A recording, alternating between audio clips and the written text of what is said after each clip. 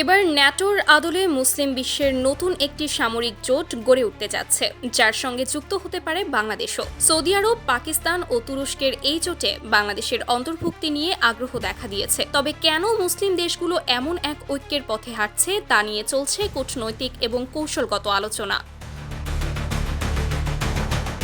তিন শক্তিধর দেশ পাকিস্তান, তুরস্ক ও সৌদি আরব ঘিরে গড়ে উঠেছে এই নতুন সামরিক সমীকরণ। শুধু সামরিক জোট হিসেবে নয়, বরং দক্ষিণ এশিয়া ও মধ্যপ্রাচ্যের শক্তির ভারসাম্য রক্ষায় এটি কৌশলগত পুনর্বিন্যাস হিসেবেও বিবেচিত হচ্ছে। পাকিস্তানের বিভিন্ন গণমাধ্যমে প্রকাশিত তথ্য অনুযায়ী ইসলামাবাদ দক্ষিণ এশিয়া ও মধ্যপ্রাচ্যকে সংযুক্ত করে একটি সমন্বিত নিরাপত্তা কাঠামো তৈরি করতে সক্রিয়ভাবে কাজ করছে। এই কাঠামোর ভিত্তি স্থাপিত হয় 2005 সালের সেপ্টেম্বরে, যখন পাকিস্তান ও সৌদি আরব একটি কৌশলগত প্রতিরক্ষা চুক্তি স্বাক্ষর করে। চুক্তিতে বলা হয়েছিল, কোনো এক দেশের ওপর হামলা হলে তা উভয় দেশের ওপর আক্রমণ হিসেবে গণ্য হবে। বিশ্লেষকরা এটিকে ন্যাটোর আদলে তৈরি প্রতিরক্ষা নীতির সঙ্গে তুলনা করেছেন।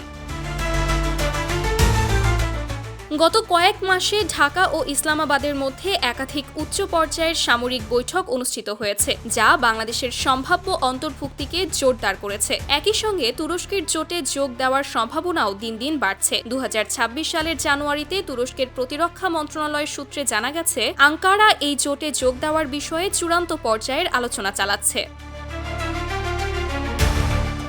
বিশ্লেষকদের মতে, পাকিস্তানের পারমাণবিক সক্ষমতা, তুরস্কের আধুনিক সেনাবাহিনী এবং সৌদি আরবের বিপুল অর্থনৈতিক ক্ষমতার সমন্বয়ে একটি শক্তিশালী নিরাপত্তা বল তৈরি করতে পারে। বাংলাদেশ এতে যুক্ত হলে প্রভাব শুধুই সামরিক সহযোগিতাতেই সীমাবদ্ধ থাকবে না, বরং এটি প্রশিক্ষণ, সন্ত্রাসবাদ মোকাবেলা, যৌথ সামরিক মহড়া এবং প্রতিরক্ষা সরঞ্জামে প্রযুক্তি বিনিময়ের সুযোগও তৈরি করবে। পাশাপাশি যৌথ উৎপাদনের মাধ্যমে প্রতিরক্ষা সক্ষমতা বাড়ার সম্ভাবনাও রয়েছে।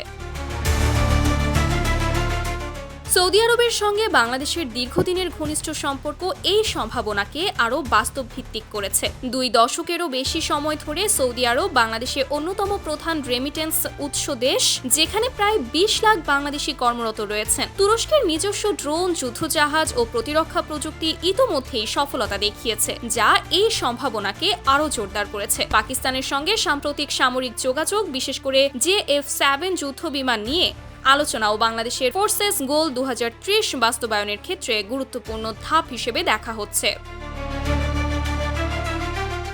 তবে বাংলাদেশের আনুষ্ঠানিক যোগদান অনেকাংশেই নির্ভর করবে 12 ফেব্রুয়ারির জাতীয় নির্বাচনের পর গঠিত সরকারের পররাষ্ট্রনীতির ওপর। নিরাপত্তা বিশ্লেষকদের মতে, সঠিক কৌশল ও ভারসাম্য বজায় রেখে সিদ্ধান্ত নিলে এটি বাংলাদেশকে শক্তি, মর্যাদা এবং আঞ্চলিক প্রভাব বৃদ্ধির একটি ঐতিহাসিক সুযোগ দিতে পারে। শেষ পর্যন্ত এই সমীকরণ বাস্তবায়িত হলে মুসলিম বিশ্বের প্রধান দেশগুলোর সঙ্গে বাংলাদেশের নিরাপত্তা অংশীদারিত্বে শুরু হতে পারে এক নতুন অধ্যায়।